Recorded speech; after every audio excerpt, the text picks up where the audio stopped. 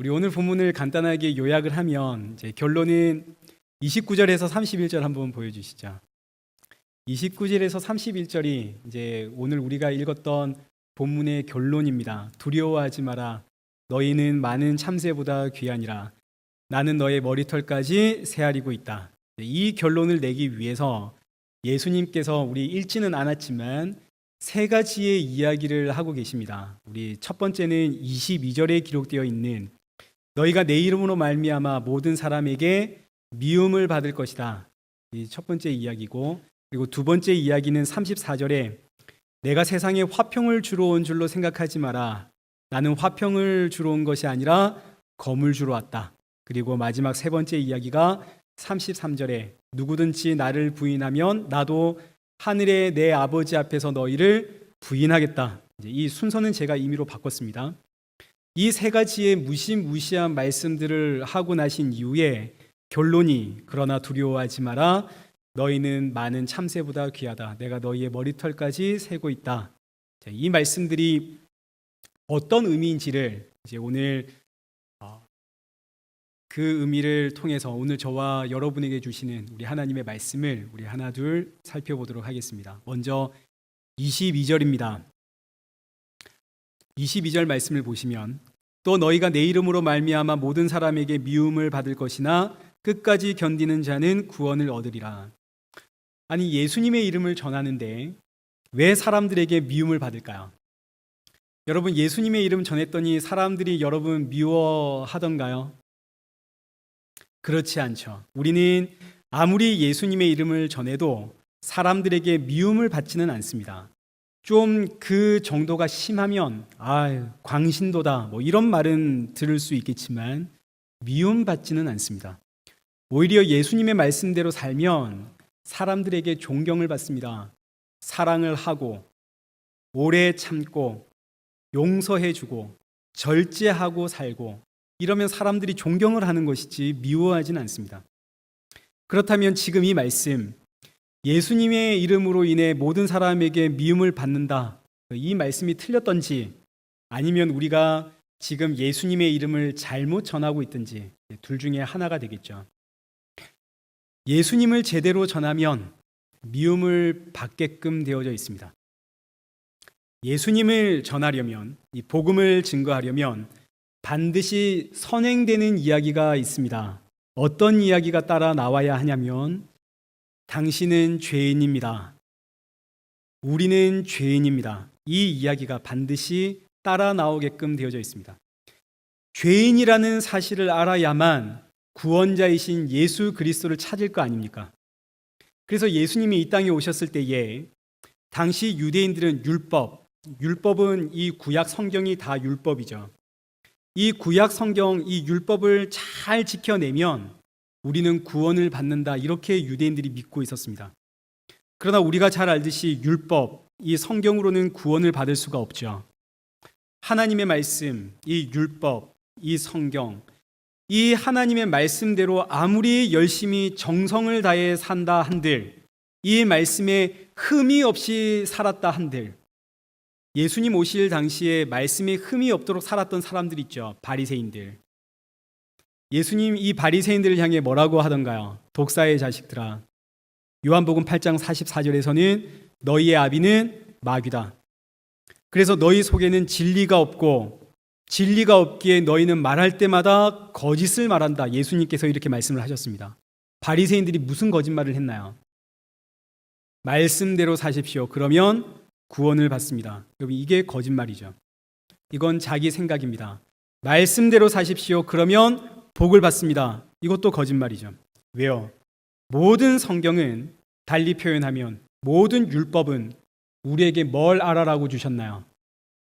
로마서 3장 20절, 율법의 행위로는 의롭다함을 받을 육체가 없나니 율법으로는 뭘 알아라고요? 죄를 깨달아라고.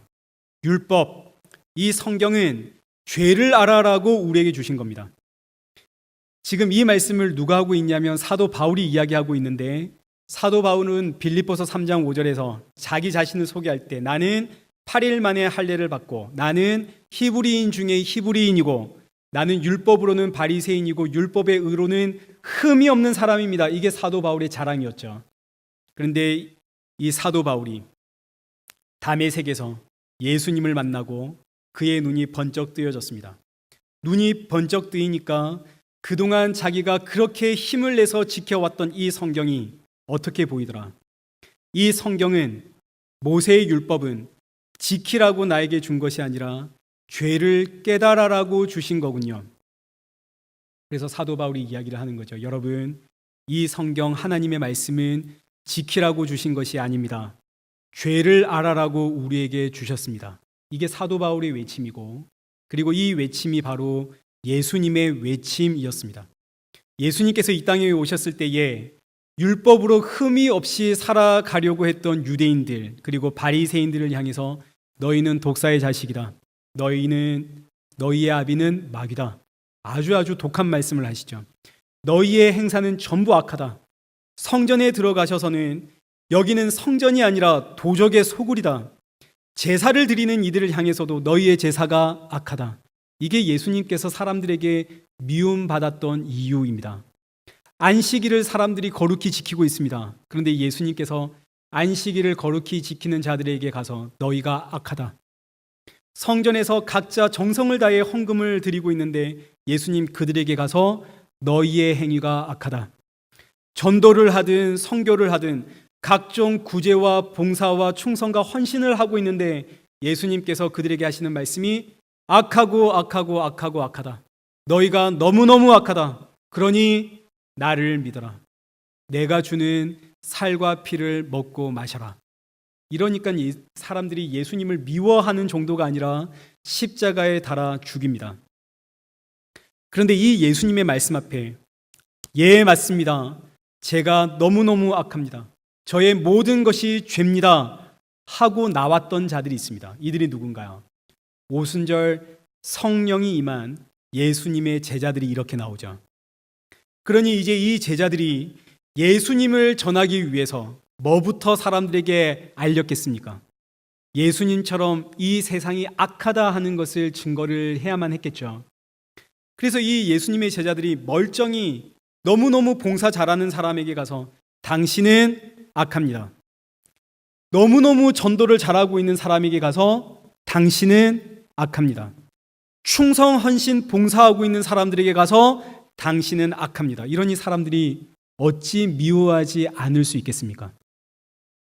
목사가 설교할 때마다 여러분, 우리가 하는 모든 일이 악합니다. 주를 위해 하는 그 모든 일이 악합니다. 이러면 교회 올 때마다 그 소리 들으면 그 소리 듣기 싫고, 또 나중엔 그럼 대체 어떻게 살란 말입니까? 전도도 악하다, 선교도 악하다, 봉사도 악하다. 그럼 나 아무것도 안 할래. 혹은 그럼 그냥 편하게 죄 짓고 살래. 예수 믿으면 된다며. 이렇게 나오는 것은 전부 예수님을 믿는 게 뭔지, 예수님의 사랑이 뭔지, 십자가의 은혜가 뭔지 이걸 도무지 이해를 못하고 있다는 이야기가 되는 거죠.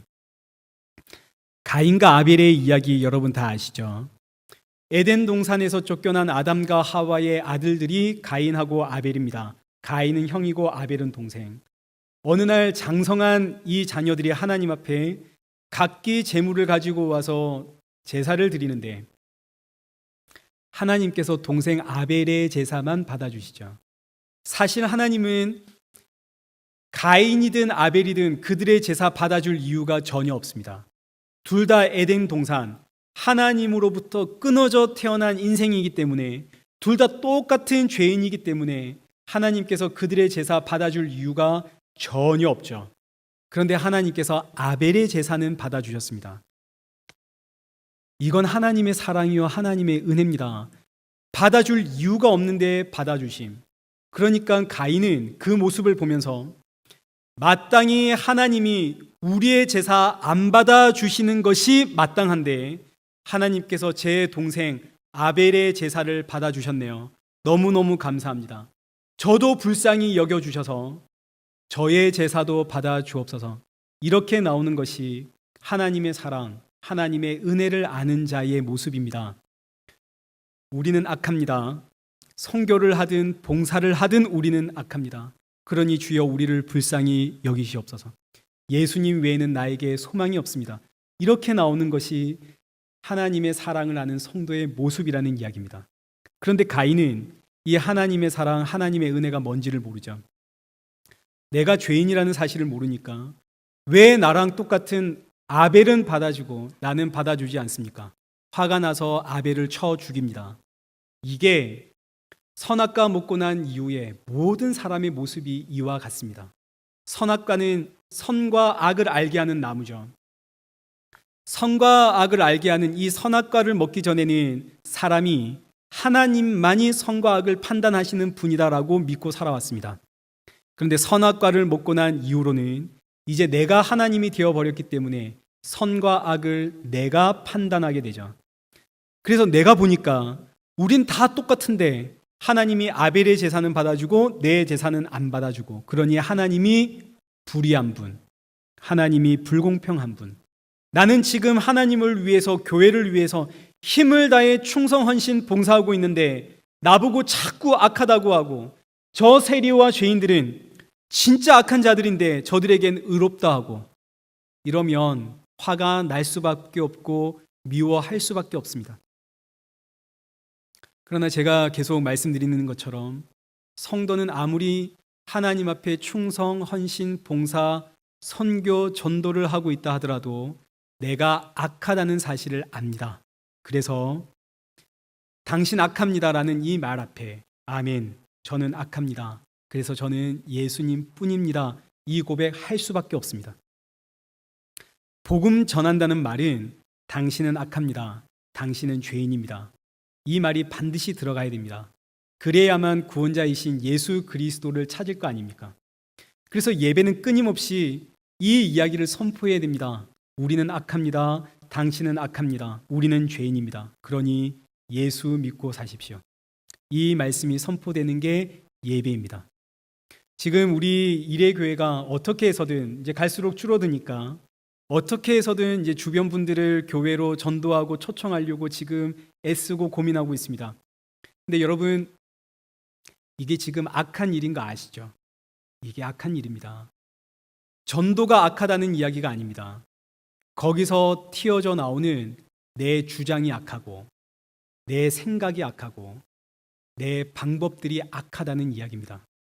그러니 성도는 전도를 하면서도 죄를 발견해야 하고, 초청을 하면서도 죄를 발견해야 되고, 심지어 기도하면서도 죄를 발견해야 됩니다. 그래서 성도의 고백은 항상 주여, 저는 이렇게 죄인입니다, 그러니 저를 용서해 주십시오. 저의 소망은 예수님 뿐입니다. 이렇게 예수님의 복음을 증거하면 모든 사람들이 미워하게끔 되어져 있습니다. 그런데 22절, 끝까지 견디는 자는 어떻게 된다고요? 구원을 받으리라. 사람들의 미움에도 불구하고 이 복음을 전해라, 이런 이야기입니다. 23절, 이 동네에서 너희를 박해하거든 저 동네로 피하라. 내가 진실로 너희에게 이르노니 이스라엘의 모든 동네를 다 다니지 못하여 인자가 오리라. 박해를 받거든 싸우지 말고 조용히 그 동네를 떠나라는 거죠. 복음이라고 하는 것은 논쟁하는 것이 아닙니다. 우리가 왜 악한지, 우리의 행위가 왜 악한지 이걸 설득할 이유도 없고 논쟁할 이유도 없습니다. 이거 강요해서도 안 되는 거죠. 그저 전하는 겁니다. 이스라엘의 모든 동네를 다니지 못하여 인자가 오리라. 이 말씀은 임박한 종말의 심정으로 이 복음을 증거하라, 이런 이야기입니다. 지금 제가 이 말씀들을 다 그냥 읽고만 넘어가는 이유는 예수님의 이름으로 인해 모든 사람에게 미움을 받을 것이나 끝까지 복음을 전해라, 이 말씀에 대한 부연 설명들이기 때문에 우리 깊이 살펴볼 내용들은 아닙니다. 다 지금까지 앞서 이야기했던 내용들에 포함되어 있는 내용들이기 때문에 간단히 읽고만 넘어가겠습니다. 24절 한번 보시죠. 제자가 그 선생보다 또는 종이 그 상전보다 높지 못하나니 제자가 그 선생 같고 종이 그 상전 같으면 조카도다. 여기서 제자는 성도를 이야기하고 선생은 예수님을 이야기합니다. 성도가 예수님보다 높지는 못하지만 성도가 예수님처럼 행하면 그걸로 족하다는 이야기죠. 예수님이 어떻게 행하셨나요?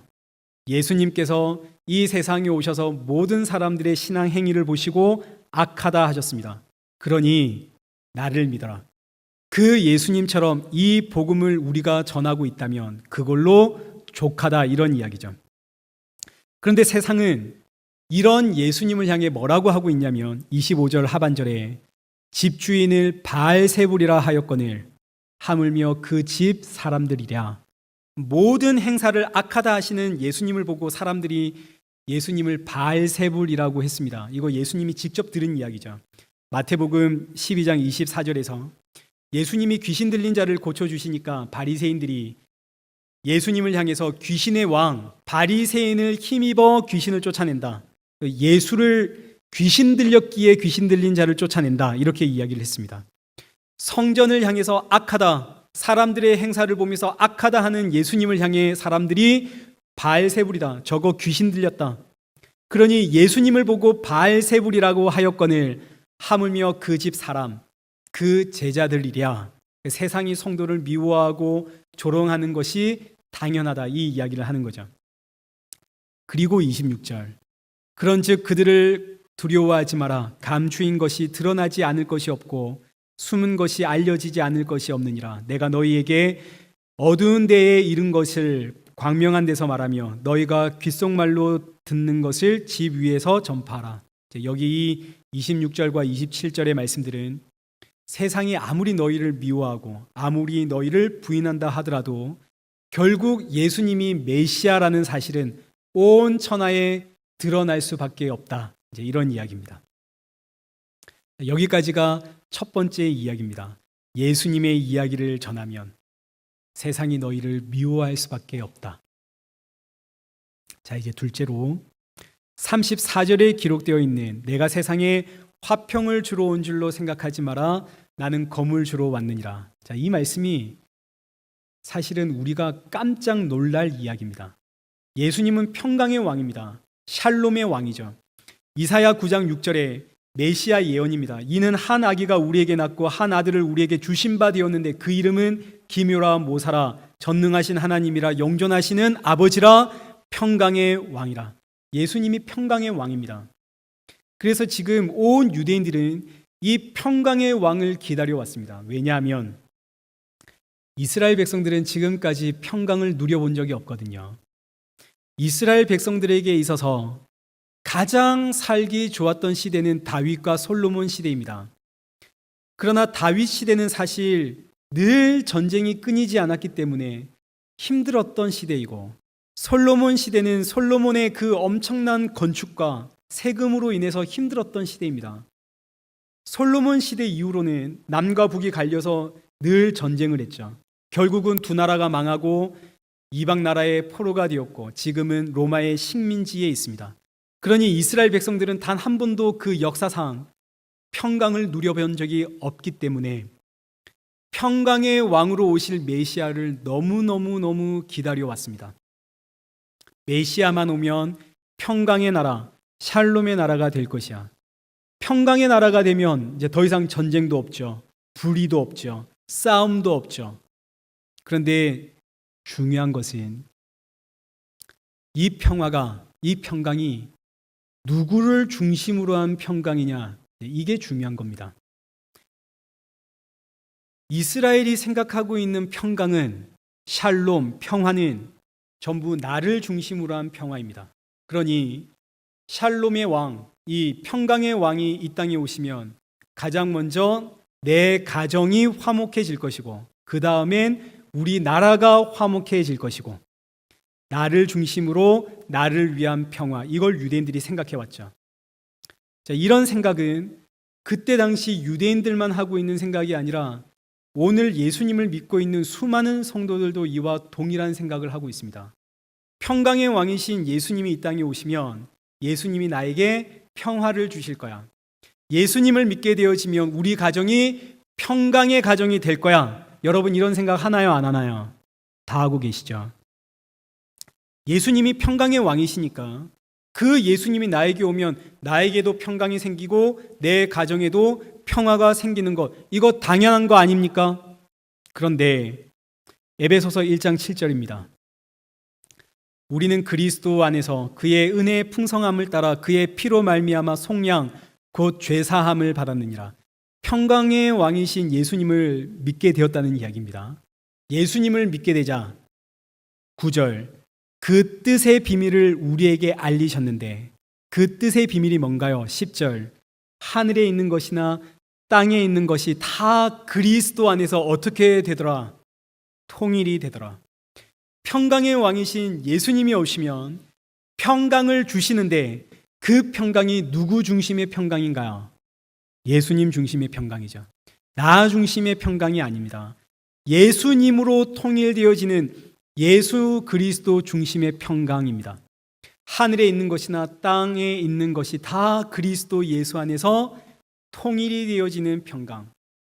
지금 나는 나의 평강, 예수님이 오시면 나 중심의 평강, 나 중심으로 내 가정의 평강, 지금 우리는 이거 기대하고 있는데 예수님이 오셔서 예수님이 우리에게 주시는 평강은 나 중심으로 통일되어지는 평강이 아니라 예수님 중심으로 통일되어지는 평강입니다. 그러니 예수님이 주시는 평강은 내 입장에서는 내 평화, 내 화목, 내 가정의 화목을 깨어 부수는 검이요 칼이 되어지는 거죠. 우린 이런 평강 원한 적이 없습니다. 우리의 기도 내용을 한번 보십시오. 우리 평소에 뭘 기도하고 있는지. 결국은 우리 기도의 내용이 전부 다 내 평강입니다. 내 가정의 평화죠. 그래서 예수님 하나님 다 끌고 와서 내 평강 이루어 주십시오. 내 가정, 내 자녀, 내 일터, 내 집안, 내 사업 잘 되게 해 주십시오. 교회를 평생 다녀도 이렇게 나 중심의 평화 외치고 있으면 평생 교회 다니면서 하나님 앞에 충성, 헌신, 봉사한 게 무슨 의미가 있겠습니까? 아무 의미가 없는 겁니다. 하늘에 있는 것이나 땅에 있는 것이 다 예수 그리스도 안에서 통일이 되어지는 것, 이것이 예수님이 우리에게 주시는 평강인데 우리는 나 중심, 내 가정 중심의 평강을 외치고 있으니까 예수님이 우리 안에 들어오셔서 평강 주면 우리의 가정의 평강은 깨어지게끔 되어져 있습니다. 그래서 예수님이 하시는 말씀이 나는 평강 주러 온 것이 아니다. 나는 너희가 생각하는 평강 주러 온 것이 아니다. 내가 주는 평강은 너희가 볼 땐 검이다. 이렇게 이야기를 하는 거죠. 그래서 이제 37절, 아버지나 어머니를 나보다 더 사랑하는 자는 내게 합당하지 아니하고 아들이나 딸을 나보다 더 사랑하는 자도 내게 합당하지 아니하며 자기 십자가를 지고 나를 따르지 않는 자도 내게 합당하지 아니하니라.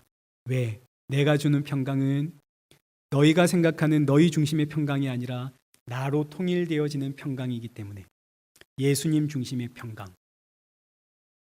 요한복음 14장 27절. 그래서 이 평강은 평안을 내가 너희에게 끼치노니 내가 너희에게 주는 것은 세상이 주는 것 같지 아니하노라. 세상이 알 수도 없고 세상이 줄 수도 없는 평강입니다. 예수님의 평강은. 세상은 절대 이해할 수가 없죠. 세상이 알고 이해할 수 있는 평강은 전부 나를 중심으로 한 평강입니다. 예수님 중심으로 한 평강은 세상은 알 수가 없죠. 그리고 이 평강은 오늘 내가 그래 좋다. 오늘부터 내가 예수님으로 통일되어지는 이 평강을 누려보자. 내 의지, 내 각오, 내 결단으로 받아지는, 얻게 되어지는 평강도 이거 아닙니다. 이 평강을 우리가 어떻게 얻을 수 있는가? 요한복음 20장 19절 말씀을 보시면 부활하신 예수님께서 제자들에게 나타나 가장 먼저 하시는 말씀이 너희에게 평강이 있을지어다. 그리고 이 말씀을 다시 한번 반복하죠. 내가 너희에게 이르노니 너희에게 평강이 있을지어다. 이 말씀을 하고 나서 22절에 어떻게 하셨다고요? 그들을 향하여 숨을 내쉬며 이르시되 성령을 받으라. 숨을 내쉬며. 창세기에 하나님께서 흙을 빚어 그 코에 생기를 불어넣으심으로 사람이 창조되었듯이 지금 예수님께서 제자들에게 평강을 주시는데 어떻게 주신다고요? 제자들에게 숨을 내심으로. 예수님의 숨, 다르게 표현하면 성령, 예수님의 숨이 오늘 저와 여러분 안에 들어와야만, 이걸 다른 말로 재창조되어야만, 성령이 임해야만, 그래야만 나의 모든 것이 예수 그리스도로 통일되어지는 평강을 누리게 되어집니다. 그럼 이제 지금 저와 여러분 한번 잠시 보시죠. 어떻게 여러분 지금 평강을 누리고 계십니까? 예수 그리스도 안에서 통일되었습니까? 아니죠. 우리는 예수님을 믿지만 여전히 나 중심의 평강 외치고 있습니다. 입으로는 예수님 믿는다고 하지만 나 중심의 평강을 외치고 있기 때문에 우리는 늘 내가 예수 믿고 있는 것인가 아닌가 고민이 되죠. 나는 재창조된 인간인가 아닌가? 난 예수 믿는 게 진짠가 가짠가? 그래서 세 번째 이야기가 나오는 겁니다. 32절. 누구든지 사람 앞에서 나를 시인하면 나도 하늘에 계신 내 아버지 앞에서 그를 시인할 것이요. 누구든지 사람 앞에서 나를 부인하면 나도 하늘에 계신 내 아버지 앞에서 그를 부인하리라. 이 말씀 앞에 나는 자신 있게 예수님 부인하지 않습니다. 이렇게 말할 수 있으십니까? 제가 중고등학생일 때 저는 이순신 신앙을 가지고 있었습니다. 여러분 이순신 신앙 아십니까? 누구든지 내가 교회에 다니는다는 사실을 저들에게 말하지 마라. 네, 이순신 신앙이죠. 우리는 입으로는 예수님 믿는다고, 예수님 사랑한다고 우리는 이야기하지만 사실 우리는 행위로는 예수님 부인하며 살아가고 있는 존재입니다. 디도서 1장 16절 한번 보시면 그들이 하나님을 시인하나 행위로는 부인하니 가증한 자요 복종하지 아니하는 자요 모든 선한 일을 버리는 자니라. 이게 우리의 이야기 아닙니까? 입으로는 예수님 사랑합니다. 하지만 사실 나는 돈 사랑하고 있죠. 입으로는 예수님 사랑합니다. 그러나 사실은 나는 내 자녀, 내 가정 사랑하고 있습니다. 입으로는 나는 더 나은 본향, 저 천국을 사모하고 살아가는 이 땅에서 나는 나그네입니다. 이렇게 고백을 하고 있지만 사실은 이 땅에서 마치 천년 만년 살 것처럼 세상 붙잡고 살아가는 존재입니다. 이 세상에서 내 자존심 상할까 봐, 사람들이 내 가치를 알아주질 못할까 봐 전전긍긍하며 살아가는 존재죠. 우리 왜 이렇게 살아가나요? 왜 이렇게 세상 두려워하고 사람들의 시선 무서워합니까? 그 이유는 우리는 입으로는 예수님을 믿는다고 시인을 하지만 행위로는 예수님 부인하며 살아가는 가증한 존재이기 때문입니다. 그래서 우리는 세상이 무섭고 두렵죠. 베드로 생각하시면 됩니다. 베드로 예수님께서 내가 잡히면 너희 모두가 나를 다 부인하고 도망갈 것이다. 그랬더니 베드로가 주여 모두가 주를 버려도 저는 주를 버리지 않습니다. 예수님과 함께 죽겠습니다. 나 정말 예수님 사랑합니다. 이렇게 고백했던 베드로, 이 고백이 그 입가에서 사라지기도 전에 나 예수 모릅니다. 3번이나 저주하고 맹세하고 부인을 했습니다. 그럼 이제 예수님도 오늘 이 본문의 말씀처럼 하나님 앞에서 나도 베드로 모릅니다. 이렇게 예수님도 부인해야 될 거 아닙니까? 그런데 우리가 알듯이 예수님이 나 너 모른다 이렇게 하지 않으시고 부활하신 예수님 베드로 찾아가죠. 베드로 찾아가서 하는 말씀이 요한의 아들 시몬아 네가 나를 사랑하느냐? 베드로의 고백은 뭔가요? 주께서 아십니다. 내가 주를 사랑하는 줄 주께서 아십니다. 나는 주를 사랑하는 줄 알았습니다. 그런데 알고 보니 나는 주를 사랑하는 존재가 아닙니다. 나는 주를 사랑하는 것이 아니라 주께서 나를 사랑하십니다. 내가 주를 찾아 헤매는 줄 알았습니다. 그런데 알고 보니 주께서 저를 찾아오십니다. 여러분 이게 얼마나 놀라운 고백인지. 이 세상 모든 사람은 다 예수님을 부인하며 살아갑니다. 여기에는 저와 여러분도 포함되어 있습니다. 성도도 포함되어 있죠. 그래서 이런 면에서 세상 사람들이 우리보다 훨씬 낫습니다. 세상 사람들은 적어도 말과 행위가 일치라도 합니다. 한결같이 예수님 부인하고 있으니까요. 그런데 우리는 말로는 믿는다고 하면서 행위로는 믿지 않죠. 얼마나 악한가요? 그런데 누가 이런 우리를 찾아오신다고요? 예수님이 찾아오시죠. 우리는 말과 행위가 전혀 일치하지 않는 정말로 외식하는 자들인데 세상이 볼 때는 정말 어이없는 그런 존재들인데 누가 찾아오신다고요? 예수님이 찾아오십니다. 왜요? 예수님이 사랑하시거든요, 우리를. 디모데후서 2장 11절입니다. 미쁘다 이 말이여 우리가 주와 함께 죽었으면 또한 함께 살 것이요 참으면 또한 함께 왕노릇할 것이요 우리가 주를 부인하면 주도 우리를 부인할 것이라. 우리가 예수님과 함께 죽고 함께 살아났는데, 예수님과 함께 죽고 예수님 안에서 재창조되었는데, 그럼 이제 예수님 중심으로 통일된 그 평안 누려야 하지 않습니까? 근데 세상에 우리는 믿는다고 하면서, 재창조되었다고 하면서 여전히 세상 사랑하며 살아가고 있더라. 여전히 나 중심의 신앙생활을 하고 있더라. 그러면 주도 나를 부인하셔야 마땅한데, 그런데 13절, 우리는 미쁨이 없을지라도, 미쁨이라고 하는 이 단어는 신실하다, 믿을만하다, 속이지 않는다 이런 뜻입니다. 그런데 우리는 미쁨이 없습니다. 미쁨이 없다는 말은 우리는 신실하지도 못하고 우리는 믿을만하지도 못하고 우리는 속이는 존재다 이런 이야기입니다. 우리는 속이는 존재입니다. 우리는 미쁨이 없습니다. 그래서 예수님 믿는다고 하면서도 늘 예수님 부인하며 살아가죠. 나 중심으로 살아갑니다. 내 가정 중심. 그런데 우리는 미쁨이 없는데 주는 항상 미쁘시니 자기를 부인할 수 없느니라. 창세전에 아버지와 그 아들이 맺은 언약, 내 백성 반드시 구원하고야 말겠다는 그 아버지와 아들의 그 언약 때문에 이 백성들은 미쁨이 없어 늘 나를 부인하고 살아가지만 나는 미쁘기에 너희를 반드시 구원하고야 말겠다는 하나님의 의지입니다.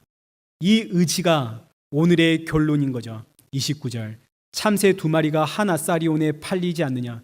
그러나 너희 아버지께서 허락하지 아니하면 그 하나도 땅에 떨어지지 아니하리라. 너희에게는 머리털까지 다 세신 바 되었나니 두려워하지 마라. 너희는 참새보다 귀하니라. 우리는 자고 일어나서 내 머리털 몇 개가 빠져 있는지 우리는 모릅니다. 그런데 하나님은 내 머리털 하나하나 세고 계십니다. 참새 한 마리도 돌보시는 하나님, 내 머리털 하나까지 세고 계시는 하나님. 이 의미는 너는 나를 부인해도 나는 너를 절대로 잃어버리지 않겠다라는 하나님의 강력한 의지의 외침입니다. 너는 나를 부인해도 너는 내 백성이다. 오늘 우리를 한번 돌아보시죠. 오늘 우리는 지금 예수님께서 말씀하신 모든 내용에 부합하고 있는 게 하나도 없습니다. 예수님의 이름을 전하면 세상에서 미움을 받는다고 하는데 여러분, 우린 세상에서 미움받고 싶은 마음이 조금도 없죠. 그래서 세상과 교회가 잘하는 일 앞에 잘한다 잘한다 우리는 박수를 치고 칭찬을 하지, 그 앞에서 그게 악합니다 악합니다 이렇게 말하지를 못합니다. 우리는 미움받기를 싫어하거든요. 우리는 예수님 중심으로 통일되고 싶은 마음도 없습니다. 나 중심으로 통일되어지기를 원하지. 내가 원하는 평화는 전부 내 중심의, 내 가정의 평화입니다. 예수님 중심의 평화, 우린 그런 거 원하지도 않고 생각조차 해보지도 않습니다. 또 우리는 입으로는 늘 예수님 사랑합니다 고백을 하지만 사실 우리는 세상 사랑하며 살아가고 있습니다. 우리는 이렇게 악하죠. 늘 예수님 부인하며 살아가고 있습니다. 그런데 놀랍게도 예수님은 이런 나를 부인하지 않으시고 나는 너를 포기하지 않는다. 너는 내 백성이다. 너는 나의 사랑하는 자다. 이걸 또 달리 표현하면 나는 너를 내 백성으로 만들고야 말겠다. 예수님의 의지. 그래서 예수로 통일되어지는 이 평강, 내가 너에게 주고야 말겠다. 이게 복음입니다. 복음은 내가 이해하고 내가 깨닫는 게 아닙니다. 내가 찾아가는 게 아닙니다. 복음은 내 안에 쳐들어오는 거죠. 이 사실을 알게 된 사도 바울이 로마서 8장 35절에서 누가 우리를 그리스도의 사랑에서 끊으리요? 환난이나 공고나 박해나 기근이나 적신이나 위험이나 칼이랴. 내가 확신하노니 사망이나 생명이나 천사들이나 권세자들이나 현재의 일이나 장래의 일이나 능력이나 높음이나 기품이나 다른 어떤 피조물이라도 우리를 우리 주 예수 안에 있는 하나님의 사랑에서 끊을 수 없으리라. 우리는 죄인입니다. 그러나 그 무엇도 우리를 우리 주 예수 안에 있는 하나님의 사랑에서 끊을 수가 없습니다. 우리는 이 놀라운 사랑을 받고 있는 성도입니다. 그럼 이제 이런 질문 나오죠. 목사님, 제가 이 사랑 받고 있는지 어떻게 알 수 있습니까? 우리 이 사랑 받고 있는지 어떻게 합니까? 지금 여러분, 지금까지 걸어왔던 인생을, 이 삶을 잠시 뒤돌아보면 우리는 반드시 알 수 있습니다. 나는 지금까지 사실 세상을 향해 열심히 달려가고 있었습니다. 내 인생과 내 미래를 위해서, 내 성공을 위해서 지금까지 쉬지 않고 달려왔는데 지금 멈춰서서 지금까지 달려온 나의 이 길을 돌아보면, 내가 지금 어디까지 달려왔나 점검해 보면 세상에 나 어디에 와 있을까요? 나는 저 목표를 향해 달려간다고 달려갔는데 지금 멈춰서서 돌아보면 나는 놀랍게도 지금 십자가 곁에 있습니다. 한번 돌아보십시오. 에스겔 1장에 보시면 하나님을 상징하는 네 생물이 등장을 하는데 이 네 생물은 얼굴이 4개입니다. 동서남북 얼굴이 4개. 우리 신앙생활 할 때 때때로 하나님이 나를 버리신 거 아닌가? 점점 하나님으로부터 내가 멀어지는 것 같고 마치 하나님의 등 뒤에 있어서 하나님이 나를 못 보시는 것 같고, 그래서 기도해도 응답이 없고 내 삶이 점점 건조해질 때 여러분 눈을 드십시오. 고개를 들어보십시오. 뭐가 보일까요? 하나님의 얼굴이 나를 보고 있는 게 보입니다. 왜요? 하나님은 등이 없거든요. 얼굴이 4개입니다. 동서남북 항상 나를 보고 계시죠. 들면 하나님의 얼굴 앞입니다. 마찬가지로 예수님께서 요한복음 12장 32절에 내가 땅에서 들리면 모든 사람을 내게로 이끌겠노라 하시니, 이렇게 말씀하시면 자기가 어떠한 죽음으로 죽을 것을 보이심이더라. 나는 지금까지 세상에서 잘 살아보려고 정신없이 달려갔습니다. 그런데 잠시 멈춰서서 내가 어디쯤 왔나 돌아보면 나는 지금 어디? 십자가 곁. 왜요? 십자가에 달리신 예수님께서 십자가로 우리를 당기고 계시거든요. 목사님, 저는 믿음이 있는지 없는지 모르겠습니다. 그러면 지금 한번 생각해 보십시오. 나는 지금 어디에 가까이 있는지, 세상에 가까이 가 있는지 아니면 십자가 곁에 있는지. 사랑하는 성도 여러분, 십자가로 더욱 가까이 끌려 올라가는 이 복된 은혜가 오늘 저와 여러분 안에 임하길 축원합니다.